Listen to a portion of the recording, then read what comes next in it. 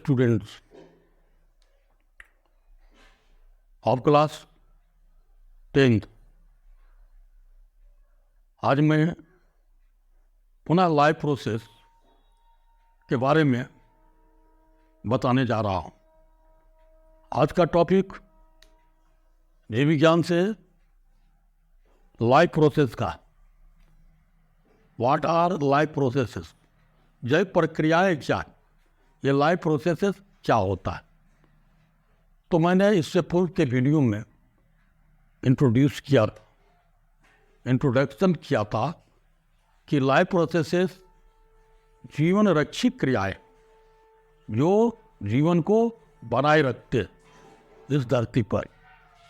तो life process को हम और भी दूसरे ढंग से परिभाषित कर सकते हैं। वो क्या है? All functions that together perform the maintenance job of the body और life are called life processes. वे सभी क्रियाएं जो जीव शरीर के मेंटेनेंस का काम करता है, मेंटेनेंस जॉब करता है, लाइफ के मेंटेनेंस का काम करता है, वो सभी क्रियाएं क्या है? लाइफ प्रोसेसेस कहलाते हैं। तो ये हो गया है ना लाइफ प्रोसेसेस, यानी all the processes that perform the maintenance job are called life processes. ये लाइफ प्रोसेसेस हो गए, जिसका मैंने उदाहरण दिया कि न्यूट्रिशन है, रिस्पिरेशन है, ट्रांसपोर्टेशन है, एक्सक्रीशन है, ये सभी क्या है? Life processes. अब यहाँ पर दूसरी बात आती है नीड्स ऑफ एनर्जी। जितने भी लाइफ प्रोसेसेस हैं उसमें क्या है? निर्माण, पदार्थों का निर्माण होते हैं, विखंडन होते हैं, या कुल मिलाकर के जितने भी लाइफ प्रोसेसेस हैं उसको संपन्न होने के लिए क्या है? ऊर्जा की आवश्यकता होती है। All the life processes needs energy. सबको एनर्जी चाहिए और एनर्जी के द्वारा ही सारे कार्य संपन्न होते हैं। जैसे न्यूट्रिशन की क्रिया है, उसमें एनर्जी की आवश्यकता है।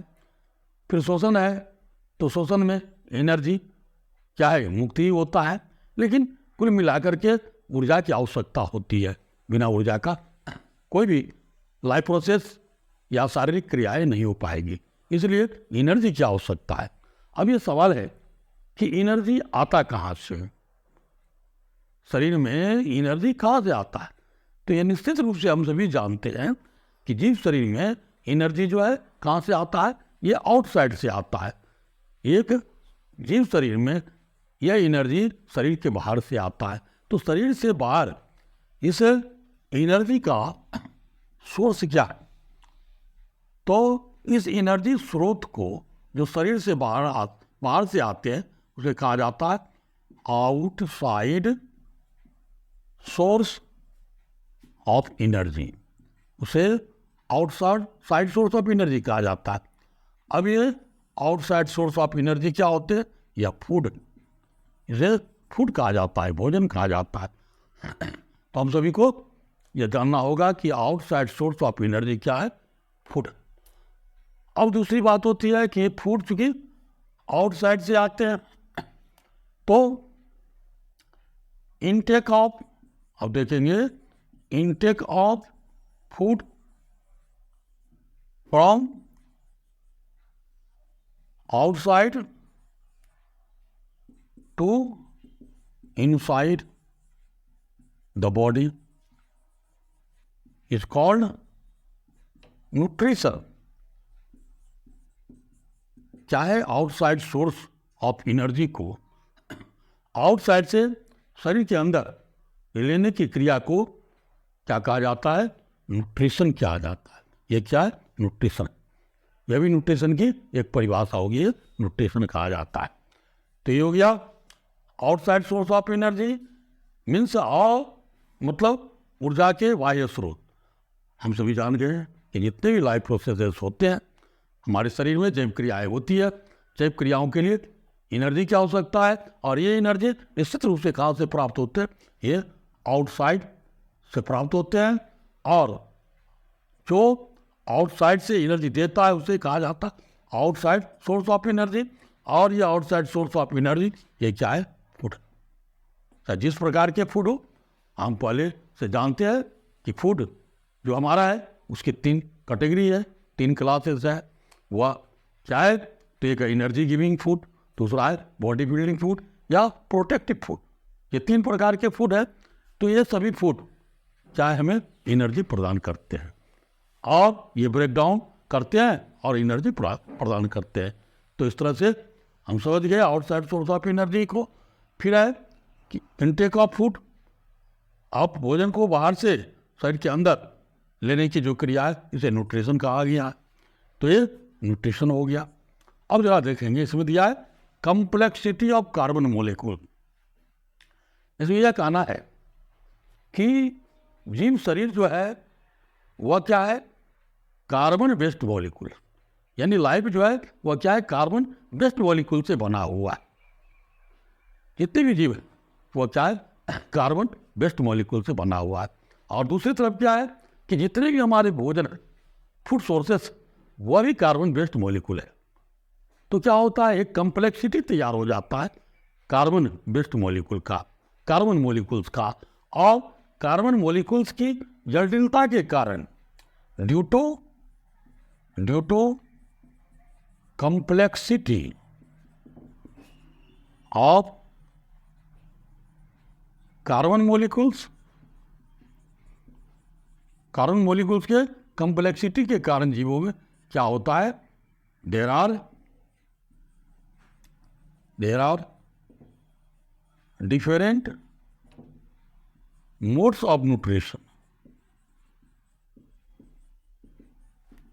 कार्बन बेस्ड मॉलिक्यूल की जटिलता के कारण क्या होता है?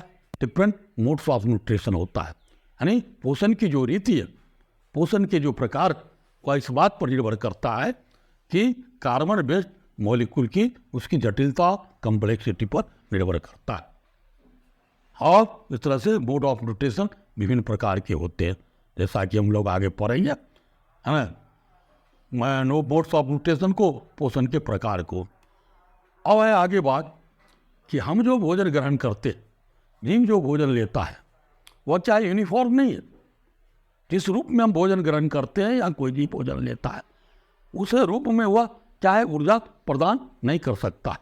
इसलिए भोजन को क्या है? उसके यूनिफॉर्म सोर्स ऑफ एनर्जी में आना है, उसको यूनिफॉर्म सोर्स ऑफ एनर्जी में आए और लाना है या आना है उसको।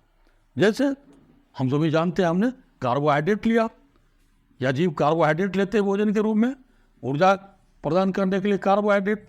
तो इस कार्बोहाइड्रेट को क्या होगा? उसके यूनिफॉर्म सोर्स ऑफ एनर्जी में आना होगा, यानी कार्बोहाइड्रेट इस रूप में आएंगे कि वह ब्रेक डाउन हो सके और ब्रेक डाउन होने के बाद उसे ऊर्जा प्रदान हो सके। तो यह क्या हो जाएगा? जब यह कार्बोहाइड्रेट इस रूप में आ जाएगा कि ये ऊर्जा प्रदान कर सकेगा, तब जो है यह यूनिफॉर्म सोर्स ऑफ एनर्जी कहा जाएगा। उदाहरण के लिए कार्बोहाइड्रेट क्या होता है? ये जटिल होता है, कम्प्लेक्स मॉलिक्यूल है, और इस कार्बोहाइड्रेट से ऊर्जा हमको कम मिलेगा जब ये सिंपल फॉर्म में आएगा। तो इसका सिंपल फॉर्म क्या होता है? हम सभी जानते हैं कि कार्बोहाइड्रेट का सिंपल फॉर्म क्या है? ग्लूकोज। और हम सभी जानते हैं कि ये जो ग्लूकोज है यह ब्रेक डाउन करता है और ग्लूकोज के ब्रेक डाउन होने से ही ऊर्जा हमें प्रदान होती है। तो क्या होता है इसके लिए? इस मॉलिक्यूल के ब्रेक डाउन होने के लिए क्या है? जीव शरीर में क्या है? सीरीज ऑफ केमिकल रिएक्शन हुआ करते हैं, और इस केमिकल रिएक्शंस को यहाँ पर क्या कहते हैं? ऑक्सीडो रिडक्शन रिएक्शन, यानी ऑक्सीडो, है ना, रिएक्शन होता है। और इस रिएक्शन के द्वारा क्या होते हैं? जो कम्प्लेक्स मॉलिक्यूल है वह यूनिफॉर्म सोर्स ऑफ एनर्जी में आ जाते हैं। वो क्या होता है? यूनिफॉर्म सोर्स ऑफ एनर्जी में आ जाते हैं। जब वो यूनिफॉर्म सोर्स ऑफ एनर्जी में आ गया तब क्या होते हैं? तो उस पर जैसे ग्लूकोज है तो जीव क्या करते हैं? ऑक्सीजन जो मॉलिक्यूलर कंडीशन में ऑक्सीजन बाहर से लेते हैं और ऑक्सीजन लेकर के और ये यूनिफॉर्म सोर्स ऑफ एनर्जी जो है उसको वो ब्रेक डाउन करते हैं और उससे सेल में क्या होती है, ऊर्जा प्राप्त होती है। यानी taking oxygen from outside to inside the body in order to break down of food molecules, in order to break down of food molecule to release energy in the cell is called respiration। यह क्रिया respiration कहलाता है। शरीर के बाहर से यानी atmosphere से ऑक्सीजन लेकर और इस भोजन को यानी फूड सोर्सेज को ब्रेक डाउन करना और उसके ब्रेकिंग डाउन से क्या है, एनर्जी को ऑब्टेन करना, ये क्रिया रिस्पायरेशन कहलाता है। यानी क्या हो गया, ब्रेकिंग डाउन फूड और ग्लूकोज क्या है, ये रिस्पायरेशन कहलाता है। ब्रेकिंग डाउन, इसका जो ब्रेकिंग डाउन है ये रिस्पायरेशन कहलाता है। और इससे क्या प्राप्त होती है, तो इससे एनर्जी प्राप्त होती है। तो ये क्रिया रिस्पायरेशन कहलाता है। तो इस तरह से हम यूनिफॉर्म सोर्स ऑफ एनर्जी को समझ गए। अब यूनिफॉर्म सोर्स ऑफ एनर्जी क्या है ना, ऊर्जा का जो पदार्थ है ऊर्जा देने वाला, उसको सरल रूप में आना ताकि उसका ब्रेकिंग डाउन होगा और ब्रेकिंग डाउन के बाद एनर्जी प्राप्त हो सकेगा। अब है कि कुछ ऐसे जीव हैं जैसे यूनिसेलुलर जीव हैं। यूनिसेलुलर मतलब जैसे अमीबा है, एक सेल वाला जीव है। तो ये क्या करते हैं, अपने पोषण के लिए फूड का एब्जॉर्प्शन या फूड को ग्रहण करना, फिर क्या मेटाबॉलिक सब्सटेंस को या एनएक्सक्रीटिव पदार्थ को शरीर से बाहर करना, श्वसन की क्रिया करना, ये सारे कामों को यानी ये अपना जो लाइफ प्रोसेस है ना, एक सेल वाले थे यूनिसेलुलर ऑर्गेनिज्म, वो क्या करते हैं, सिंपल है ना, वो सिंपल यानी यूनिसेलुलर ऑर्गेनिज्म जो है यूनिसेलुलर ऑर्गेनिज्म, ये अपने नीड्स को कंप्लीट करते हैं, परफॉर्म करते, पूरा करते हैं किसे, तो वह सिंपल डिफ्यूजन द्वारा, यानी सिंपल डिफ्यूजन द्वारा ये अपने शरीर के अंदर सारी क्रियाओं को करते हैं। हम सभी जानते हैं सिंपल डिफ्यूजन को। अब कहता है कि ऐसे यूनिसेलुलर ऑर्गेनिज्म के शरीर में कोई ऑर्गन नहीं है ना ऑर्गन सिस्टम है, लेकिन अपने शरीर ये क्रियाएं लाइफ प्रोसेस को करते हैं कैसे, तो सिंपल डिफ्यूजन के द्वारा। क्यों कर लेते हैं, तो ऐसा कहा जाता है कि the body surface of unicellular organism is in direct contact with the environment. यानी यूनिसेलुलर ऑर्गेनिज्म जो है इसके शरीर की जो सतह वो सीधे वातावरण के संपर्क में होता है, इसलिए यह सिंपल डिफ्यूजन के द्वारा अपनी शारीरिक क्रियाओं का संपादन कर लेते हैं। लेकिन कहता है जब कम्प्लेक्सिटी बढ़ते जाता, यानी जब मल्टी सेलुलर हो जाता है जीव, तो मल्टी सेलुलर जीव में है ना यह सिंपल डिफ्यूजन नहीं होता है, या सिंपल डिफ्यूजन के द्वारा वो अपने सारी क्रियाओं को संपन्न नहीं कर सकते। परीक्षा में, ये बोर्ड की परीक्षा में ये प्रश्न आता है कि why simple diffusion is not sufficient, है ना, why simple diffusion is not sufficient to meet the all needs of to meet all the life processes, सभी लाइफ प्रोसेसेस के लिए सिंपल डिफ्यूजन है ना पर्याप्त नहीं है। तो क्या होता है, तो मल्टी सेलुलर ऑर्गेनिज्म में क्या होते हैं, ऑर्गेन होते हैं, और साथ ही क्यों नहीं होता सिंपल डिफ्यूजन पर्याप्त, तो आप जानेंगे the multi cellular organism do not have all the cells in the direct in contact with the है ना एनवायरनमेंट, है ना। मल्टी सेलुलर ऑर्गेनिज्म जो है उसके शरीर के जो कोशिकाएं है, सेल है, वह सीधे वातावरण के संपर्क में नहीं है, इसलिए उसमें सिंपल डिफ्यूजन के द्वारा उसके लाइफ प्रोसेस का संपन्न होना यह संभव नहीं है। अतः चाहे मल्टी सेलुलर ऑर्गेनिज्म में ऑर्गन और ऑर्गन सिस्टम का विकास हुआ, तो ये आप समझ गए इसमें। Needs of organ. अब जो बिंदु है वह है नीड्स ऑफ ट्रांसपोर्टेशन। क्या है? ट्रांसपोर्टेशन को हिंदी में परिवहन कहते हैं। तो जो सरल जीव हैं, जो एक सेल वाले हैं, उसमें ये ट्रांसपोर्टेशन है कि जो विशिष्ट व्यवस्था है, स्पेसिफिक जो इसमें ऑर्गन है या जो सिस्टम है, उसकी कोई खास आवश्यकता नहीं है। लेकिन जो बहुकोशिकीय जीव है, मल्टी सेलुलर है, उसमें ट्रांसपोर्टेशन की आवश्यकता होती। तो क्या है उसमें आवश्यकता? कि हम सभी जानते हैं कि जिस शरीर में भोजन है, ऑक्सीजन है, किसी खास शरीर के भाग से या किसी खास जगह से वह ग्रहण किया जाता है, लेकिन उसकी आवश्यकता क्या है?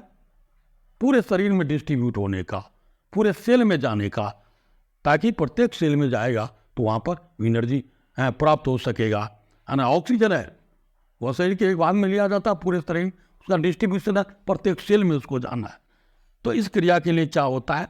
या फिर जो मेटाबॉलिक वेस्ट है उसको भी एक जगह से और उसके एक्सक्रीटरी ऑर्गन में जाना है, एक्सक्रीशन के प्लेस पर जाना है। तो इसलिए क्या है कि जीवों में क्या होता है? पदार्थों का एक स्थान से दूसरे स्थान तक गमन होता है। तो पदार्थों के एक स्थान से दूसरे स्थान तक इस गमन को, है ना, क्या कहते हैं? ट्रांसपोर्टेशन कहते हैं। और यह जीवों के लिए काफ़ी आवश्यक है और जीवों में यह ट्रांसपोर्टेशन का काम होता है। अब इसके बाद है कि हमने पहले के वीडियो में मैंने बताया था कि जीवों में क्या होते हैं? मेटाबॉलिक क्रियाएं होती है, मेटाबॉलिक रिएक्शंस होता है शरीर में, है ना। शरीर में मॉलिक्यूल्स जो है रिएक्ट करते हैं, रिएक्शन होता है और विभिन्न प्रकार की क्रियाएं होती है, लाइफ प्रोसेस होते हैं। तो इन सारी क्रियाओं के फलस्वरूप क्या होते हैं? शरीर में बाय प्रोडक्ट तैयार होते हैं, है ना। बाय प्रोडक्ट का मतलब सह उत्पाद, जो मेन प्रोडक्ट है उसके साथ साथ जो उत्पाद तैयार होता है उसको बाय प्रोडक्ट कहते हैं। अब क्या है, ये जो बाय प्रोडक्ट्स है, इस बाय प्रोडक्ट्स को शरीर से रिमूव करना, निकाल देना, है ना, आवश्यक होता है। नहीं तो ये हमारे क्या जीवों के सेल्स जो है उसको वह नष्ट करेगा और शरीर के जो फंक्शन है उसको अवरुद्ध कर देगा, बाधित करेगा। अतः क्या होता है, जीवों में उसके जो वेस्ट सबस्टांसेस है, वेस्ट सबस्टांसेस को बाहर निकालने के लिए हैं, चाहे एक विशेष प्रकार की क्रिया होती है जिसको एक्सक्रीशन कहते हैं। इसमें क्या होता है? रिमूवल ऑफ वेस्ट, है ना, सब्सटेंसेस, वेस्ट सब्सटेंसेस होता है इसमें, और बाय प्रोडक्ट्स, इसको बाय प्रोडक्ट्स भी कहते हैं, से बाहर निकाला जाता है शरीर से, ताकि शरीर, है ना, ठीक रहे, सेल्स ठीक रहे। इसलिए बाय प्रोडक्ट को शरीर से बाहर कर दिया जाना आवश्यक होता है। और शरीर में इसके लिए चाहे विशेष व्यवस्था हमने चरने किया है, एक्सक्रीशन, है ना, तंत्र को, एक्सक्रीटरी सिस्टम को ही डेवलप कर दिया। तो इस तरह से हमने इस वीडियो में आज लाइफ प्रोसेस के अंतर्गत इन सब बिंदुओं को मैंने बताया और ये बहुत ही इम्पोर्टेंट है। आप पढ़ते हैं एनसीईआरटी के बुक में, तो इस तरह के जो इसमें क्लू है इसको निश्चित रूप से आप पढ़िए, जानिए और इस वीडियो को देखिए, शेयर कीजिए, लाइक कीजिए और इस चैनल को सब्सक्राइब कीजिए। धन्यवाद।